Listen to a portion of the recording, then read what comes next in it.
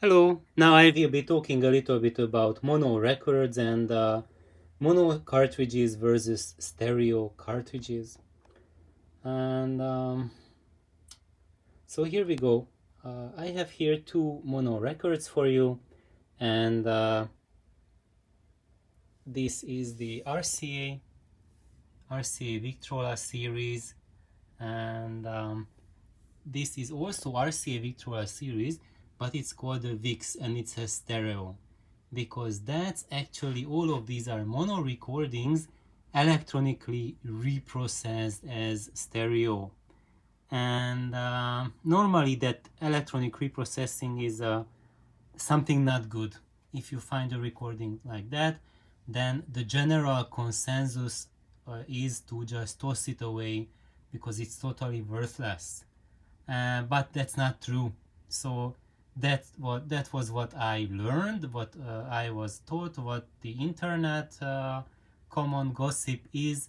But once I started listening to it for myself, I realized that from this Victrola stereo reprocess series, actually only just a fraction of these recordings have electronic processing that makes them kind of pretty bad sounding, but the majority of them simply has one channel flipped out of phase from the other channel.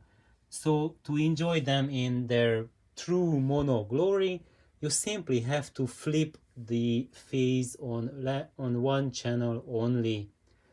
And so basically they are mono recordings, and that's it. Uh, However, why I am showing these to you is because I was listening to these two records recently, and especially because there was one question that have I compared before the mono cartridge to, which is the Audio Technica 8033 mono anniversary edition, to the Benz MC3 on using the same arm and the step-up transformer. And actually my answer for that is a no. So I have not compared the two of them under the same conditions, so I cannot exactly tell what is the exact difference between the two. However, what I have done before is that I have compared the the Audio Technica's the ATF7, which is not this cartridge I'm pointing at, the mono cartridge, but its brother. That's a stereo cartridge, and I did compare that stereo cartridge to this mono cartridge directly using the same arm and using the SUT, and also using directly into the phono's internal MC step up. And when I did that, the comparison between the ATF7 and the MC33 is they basically sounded almost exact same. And the mono records a little bit better. They sounded a little better than the ATF7, but the stereo recordings sounded better on the stereo cartridge. That's not a surprise, but otherwise their tonality, their presentation, the level of refinement of those cartridges is virtually identical. And I did compare that stereo cartridge where the ATF7 directly to the bands. So I did that them under identical condition. So I tried them both out on the wooden arm into the SUT, and the Benz is just in a completely different league compared to the ATF7 when we use identical condition. So it is a good assumption that the difference is the same between the mono cartridge and the bands as well, right?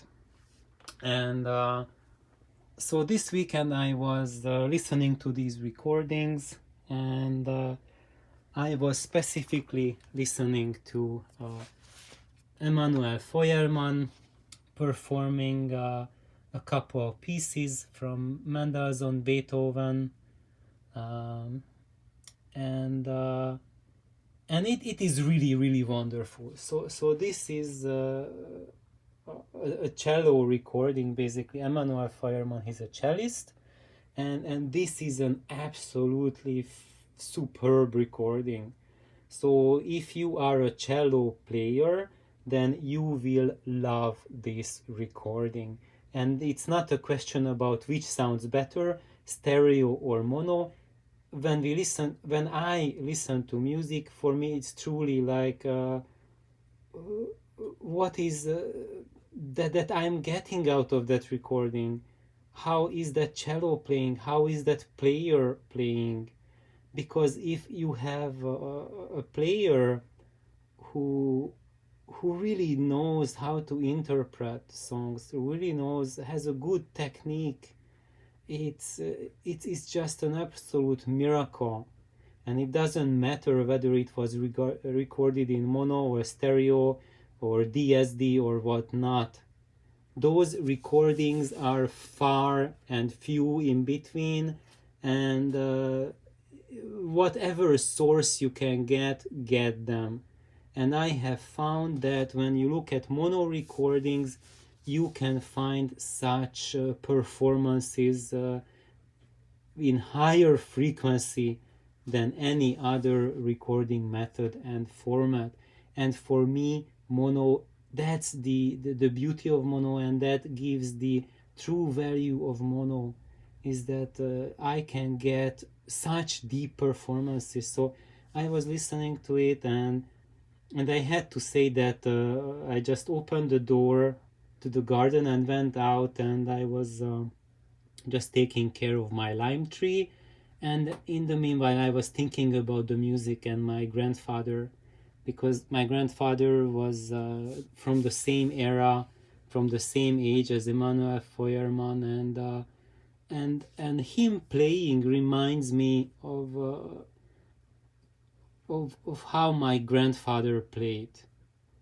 That and to have such depth of interpretation is really, it tells all the life of the player. So when you listen to Emanuel Feuermann playing, you really almost can see his life just go through your eyes like an open book, and it's just really, really astonishing. And to me, I can relate to that because I saw this through my grandfather, and now I can live that experience through his interpretation as well. And I had this experience when I was listening to it with the mono cartridge.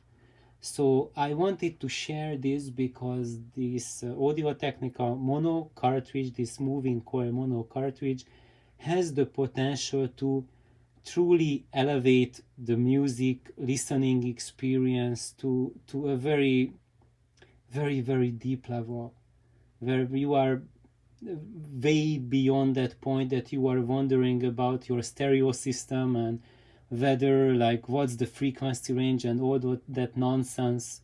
It's just purely about music and how it impacts your soul and what it does to you, because that's the only thing that matters. And all the frequency stuff and all those gizmos and whatnot, they are just there to help you guide there, where you can get in touch with the music. And once you're in touch with the music, then all of that is just nonsense. It's totally meaningless. So all of these things that I'm just sharing with you came to me and became part of me because of this music experience that I listened to it. And when you have such a cartridge that's at the level of the 8033 mono, then you can put together a system around that cartridge that will elevate you to such height to absorb music at its full potential. And when I look at the audiophile aspects of the sound, I could okay, I think I will make that another video.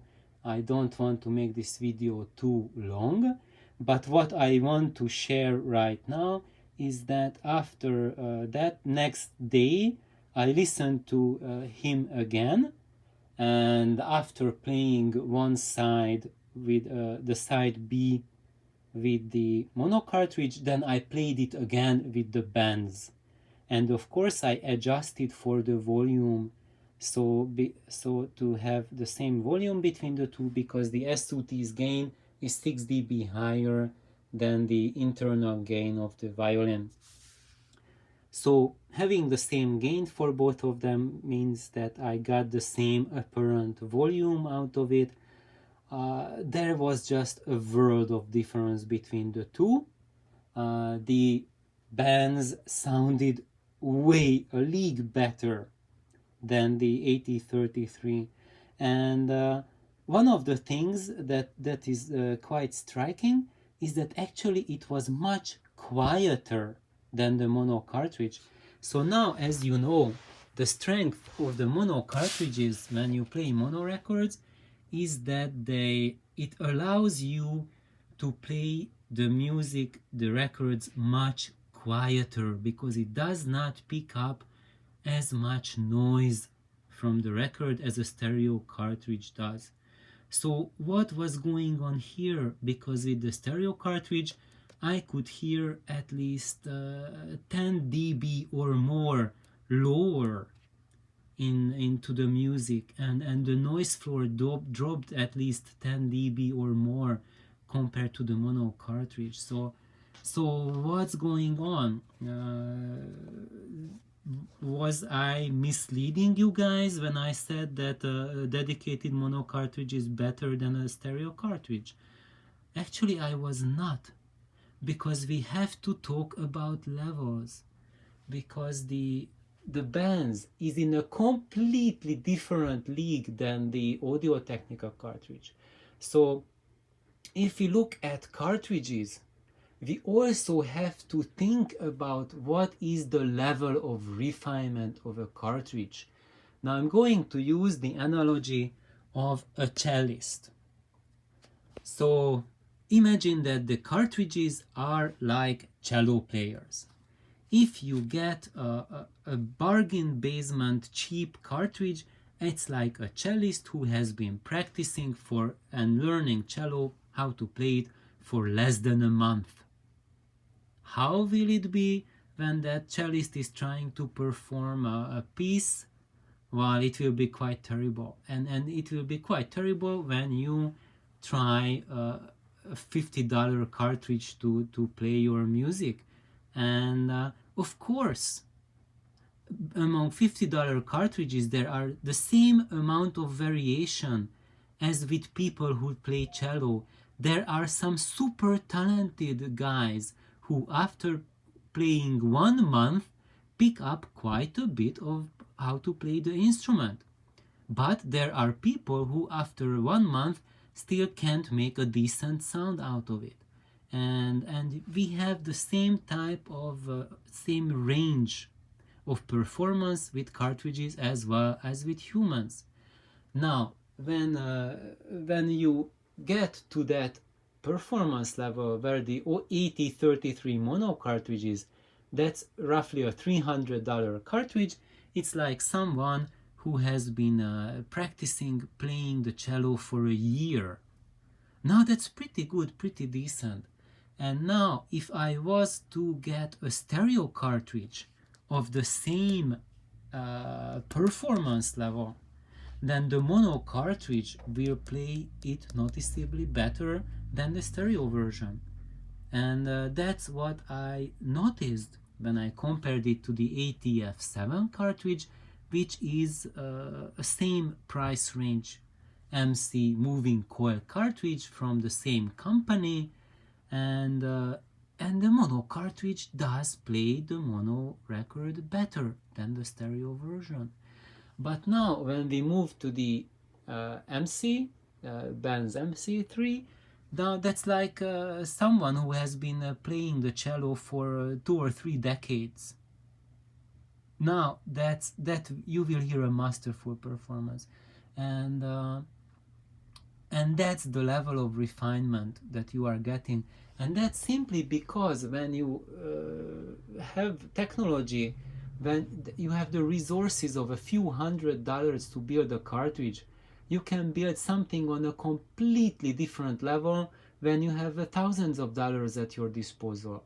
When you have thousands of dollars, you can use more refined magnets, you can design much more refined magnetic circuits, much better quality coils, and the assembly much better tip, much better cantilever.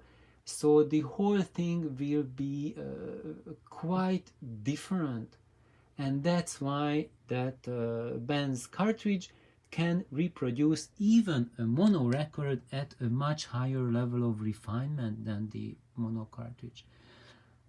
So why am I using both of them? This is now the key point. So why am I using both of them? Because the mono cartridge, a true mono cartridge, still has one advantage over the even a refined stereo cartridge, and that advantage comes in two specific cases. And those two specific cases are when your recordings are not in perfect condition. So look at this cello recording. This is a first pressing in a pristine condition. And that's why it has like very little noise, because the pressing is excellent quality. It doesn't have a channel imbalance, so it means that when they use the mono cutter head, it was aligned properly, so there is no vertical misalignment between for the signal, so the stereo pickup will not pick it up as a difference between the two channels. And when you have especially later pressings of mono, when they are made on stereo cutter heads, often they did not take good care about the channel balance, and you will notice when you try to reproduce many of the modern mono records with a stereo cartridge, then one channel will be louder than the other. So you are trying to get like a dual mono, so like same thing coming left, same thing coming right, but because the pressing is not perfect, they forgot to adjust the balance for the two channels, so they recorded one channel maybe like 4, 5, 6, 7 or 10 dB higher than the other channel, and then you will hear the mono not going on here, but it's like skewed to one side. And when you are trying to find that experience through a stereo cartridge, then it will be quite bothersome. And then your true mono cartridge will give you a better overall experience than that. Also, if there's a damage to the record, in that case the true mono cartridge will help. So for example, even the case of this record, it was not actually in a pristine condition. I got it second-handed, so there was one part in the music when he played a little bit louder, and through the stereo cartridge I could hear distortion through that passage, and when I was playing it with the mono, it played perfectly clean. So there is this thing that if you have mono records which are not in a great condition, which are not first pressing, then the true mono cartridge is your best friend. And for those very, very few mono records which are in awesome condition, which are fantastic pressings, then you can play them with a very high level stereo cartridge and get even more out of it. But I can tell you guys, I have I don't know how many mono records, many hundreds of them, but there's only very few. I have maybe a dozen of them or less, so about 1% of my mono records, which are in that quality that I can enjoy them at a higher level with the stereo cartridge compared to the dedicated mono. So my overall verdict is that if you have a serious mono collection, then you definitively should have a dedicated mono cartridge, and do not worry if it's not in the same league as your ultimate level stereo cartridge, because you will be able to enjoy the majority of your mono collection, and it allows you to go to second-hand stores and buy any mono record you want, clean that up for you and just play it. And you are not restricted to just browsing rare copies and buying it for hundreds of dollars to play in special conditions. You can get anything you want. The world is your oyster. So thank you guys for tuning in. Have a fantastic day. Bye bye.